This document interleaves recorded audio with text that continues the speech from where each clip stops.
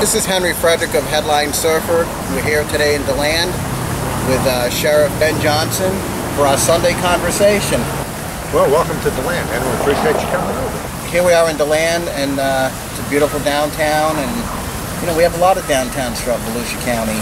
How do you keep track of it all? And it takes a lot of effort, but we do have a beautiful county all the way around. Like you talked about, beautiful downtown DeLand with the murals, the downtown landscaping. Yeah, and you got the beachside, New Smyrna. New Smyrna is basically the same way. If you have downtown Daytona, we have such a beautiful and diverse county, and it does take a lot. It takes a lot of movement, it takes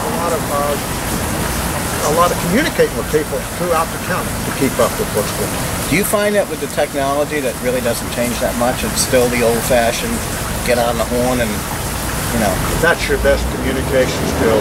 You know, if somebody tries to get in touch with me, I usually will try to call them back. And one of the problems nowadays is with the media like this, the texting, the emails, it takes up so much time, and it's impersonal, and you don't have a guarantee that they're even getting the message. No, and when you're talking by email, there's so much that's lost, the inflection, the tone of the conversation, and the personal contact, and that means a lot more to me than the stroke of the keyboard. And what, 12 years now? I've been in office almost 12 years. Why the continued drive? Some people say I'm winding down. You're winding up. Well, I got a taste of that a while ago at breakfast. You know, and that has been said. You know, they say I've been here too long. But no, I love this county for one thing. I love the Sheriff's Office. I've been with the Sheriff's Office for 39 years. I started as a deputy sheriff. Are you the longest tenured deputy now? Yes, I am. The fact is, to the best of what we've been able to find, I am the longest serving employee of the Volusia County Sheriff's Office ever. Wow. I'm proud of that. And still, I'm still excited about it. And that's the big thing. When I lose my excitement, that's when it's time to go. But we still are making so many strides, making so many gains, making accomplishments. And as long as we're doing that, I'll continue to go. Before we get into some of those details, very briefly, it seems like we go through these stretches, like a year ago, last 2 years, these kids get hit by cars. I know you did this thing with pedestrian safety. Then you have all the, the kids on the beach, and then we had these spate of homicides for a couple of years. What is it that drives these things back and forth? Well, you really can't tell what drives. You know, right now the focus has been on the kids and the safety. And that's something that was focused more around the Orange City area, although we were truly doing it all through the county, because you have the problem limited everywhere. That's where it happened to me. And so most of them were actually in the city limits of Orange City. But at the Sheriff's Office, we stepped in there to help them out. Let me ask you this. I know that you're supposed to, that everybody has their designated territories. But don't you need that overlap sometimes to make sure that things get done? Yes, you do, and that's part of what the Sheriff's Office does. It coordinates and communicates between them. We bring in the extra help when they need it. It's all teamwork. Now, how many helicopters do you have now for the transports? We have 3. Wow. And are all 3 in service at the same time, or do you have a backup? No, normally what you do is you have one crew working at a time, and that is a pilot and a paramedic observer. As if now the helicopters, we're in partnership with Halifax Hospital, and we fly the trauma patients in Volusia County, so it's the air ambulance and also for the law enforcement purposes. It's a great program. Instead of bringing in an outside helicopter service which they have to pay for, Halifax Hospital provides us with half the helicopter. And I would assume your pilots are well versed in the area.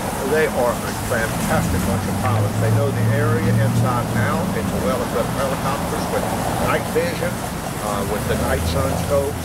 So they're totally equipped. And they are an air ambulance. And that's the most important thing, is the amount of lives they save by the people they fly into the Halifax Trauma Center.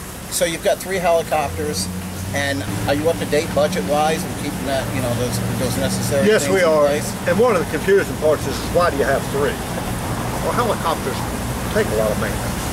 If you only have one, if you only have one helicopter, there's times when helicopters have to be down for an extended period of time for maintenance. So if you had only one helicopter, you'd be out of business. Now you have the second helicopter flying. Now that one right there, let's just say a light comes on tonight on it. And we have to take and get that to find out what may be wrong with it. So if you only have 2, then you're out of business. So you have the 3, and normally you'll have at least, sometimes all 3 of them ready to fly, sometimes only 2 of them ready to fly. but in case of emergency, you put the second one in the air. Also, they last that much longer because you rotate them through. Although the initial expense was more to buy them, you still have them that last. Instead of putting as many hours on them, they stretch out a longer period of time. Well, let's move on now from medical to the actual work that your deputies do. They're on patrol. It seems like they really get to the scene fast, they secure things, and they go right to it. How important is that for your confidence? It's very important, and keeping the deputies well-trained and well-equipped is very important. Matter of fact, our deputies have more training than any other law enforcement agency that we know of in the state of Florida, probably the Southeast. When I hire a new deputy, rather than just put them on the road, and they can be a retired officer, they can want to be police department, which is noted to have good officers, or they could come from any agency. They still have to go through our training, which is 13 weeks of classroom. So that we train them more in driving skills, shooting skills, hand-to-hand combat skills, evidence collection, policy procedure, crisis intervention, which is very important. 40-hour class in crisis intervention on how do you work with people in mental crisis, which we're having more and more problem with. Taser training. They have all that training before they ever get on the street, and then they ride for another 10 weeks. Now, it costs us more to get them in that position, but once we have them there, it's a better trained officer. When they hit the road, they have their training and they have their equipment. And as a sheriff's office, your supervisors are farther apart than they would be in the city. So you need to have those people up to date on the training. We also train more during the year of our officers in service training. And training is very, very important to make sure that your officers know what they're doing, how they're doing it, and they're serving citizens correctly. Well, let me ask you this. You've been the sheriff for close to 12 years. You've been with the agency for, what you said, 39 years, going on 40. In your tenure as sheriff, can you think of one situation or one incident that really stood out for you that was like you were praying that would turn out okay? I know we've had a lot of them over the years, but the most maybe the shooting of one of the deputies. No, the incident that has really affected, I think, all of us the most at the Delta. Oh, the Xbox murders. That's where you had a lot had of carnage. 6. Yeah. Over a stupid Xbox. Over somebody, yes, over an Xbox, over the fact that somebody felt like they had been disrespected. There was no excuse in that, and it took such a toll on the family involved. So I have to say, that was the one that stands out the most. Josh and Lillian, right, the grandmother and the child that disappeared was another. Did they ever get found? Josh did, Lillian did not. What about Stanley Quaggan, the old guy that shot the kid and mistook his place for a junkyard office? I remember your PIO, Gary Davidson, was one of my first cases. He came on the scene at the same time. That was actually before I was sheriff. That's when Vogel was transitioning out. That was before. Yeah, that was 1990. As sheriff. That was 1997. Yeah, but that was a sad incident where a young individual was killed. But those are the ones that... We've had some weird ones on the beach, too, over the years. Well, you have a lot of strange calls in Volusia County. And over the years, there's been a lot of different things that really hit the news. You know, you had your homeless killer. Right. Look at those. I mean, that made national news, actually international news. How sad it was. It was sport killing. And then there's no excuse in any of that. And it makes you wonder, where sometimes is society going? Where that's at. And before you became sheriff, well, you were, in the younger days, you had Gerald Stanton, the serial killer, and then you had Eileen Warners. And you have, the Volusia County area attracts so many tourists that you're going to have some of these people that come in. And there's so many pockets that sort of blend in, too. Volusia's very interesting. It's a great county. To me, there's no better county anywhere. How many people realize there's almost 500,000 people living in this county? There's some days that more than doubles. You have to remember that. And you have, and that's an interesting point right there. You stop and look and they say, overtime budget. How do you end up with it? Well, you end up with some overtime budget due to the fact of, like for instance, consolidated communications. As you take that on, it's hard to keep up when you add different areas in. This last year, we added RCC. That's a year ago. Right. So we're still trying to play catch up to get all those positions filled. Which the communications is one of the hardest jobs there is in law enforcement. It takes a lot of training. It's a stressful job. They do a super job, but it takes time. In the meantime, you have to fill those positions with overtime. Plus, we've had a lot of people that have a lot of our deputies that have retired in the last couple of years due to the mandatory retirement. In fact, 25 to 30 years ago is when the agency started taking the big jump in personnel. So now you have those positions open. One of the issues you have is you can't hire in advance. You have to wait till the positions are open before you can fill it out. Either they get frozen out or you... So you have the overtime money, which is actually most of the overtime money that you're seeing spent in that situation is vacant positions while you're refilling them. So it's not free money you can use somewhere else. But the trade-offs, you don't have all the insurances and benefits. Nope, you don't have all the benefits. Once that happens, your overtime's here, your salary's here, it starts evening up. But in Volusia County, you're always going to have a lot of extra overtime due to the makeup of the county. We're a special events county. Oh, yeah. People don't stop and realize that. You can't hire year-round with that. It's too expensive.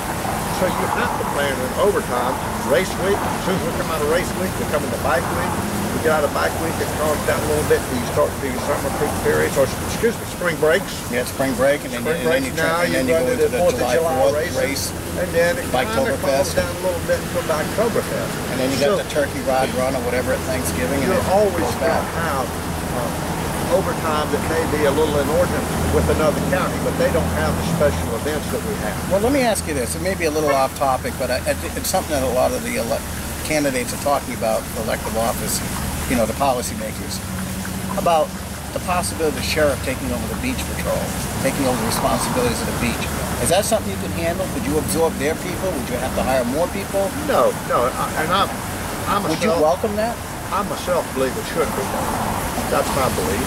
And no, we wouldn't have to. That's county territory anyway. It's county territory, and there's certain areas that I feel like it would be better. We have proven in the past. Matter of fact, you know, we took in the airport.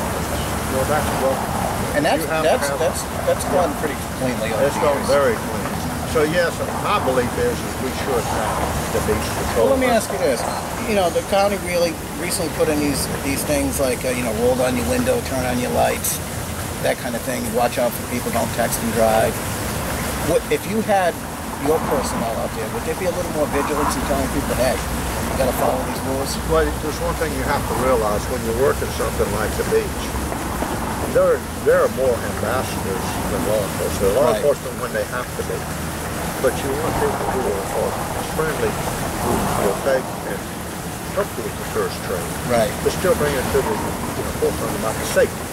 So that's very important. And that's always been your motto, is the idea of, you know, not a genteel approach, but a more reasoned approach as opposed to you have to take bashing heads. Every area and every situation for what it is, and you can't take this table doesn't fit all of them. Right. You have to take and adapt to what your situation is.